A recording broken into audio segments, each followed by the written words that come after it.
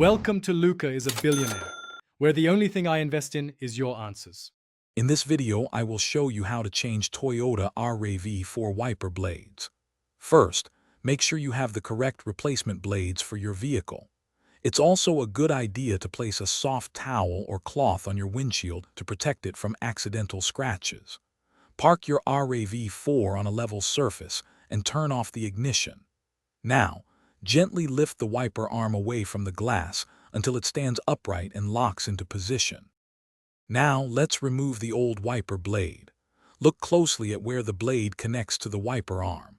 You'll usually find a small tab or button that needs to be pressed or squeezed. Once pressed, slide the old blade down and off the hook on the wiper arm.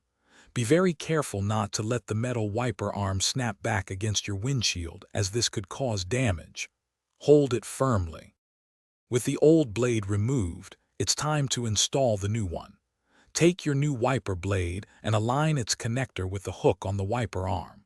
Slide the new blade upwards onto the arm until you hear a distinct click, indicating it's securely locked into place. Give it a gentle tug to ensure it's firm. Once confirmed, carefully lower the entire wiper arm back down onto your windshield. You've successfully replaced one wiper blade. Now, simply repeat these steps for the other wiper blade on the passenger side of your Toyota RAV4. Once both new blades are installed, hop into your vehicle and test them out using your windshield washer fluid. This ensures they are working correctly and clearing your view effectively. Remember to replace your wiper blades every 6 to 12 months for the best visibility. Thanks for watching and please subscribe. It's the best investment you'll ever make.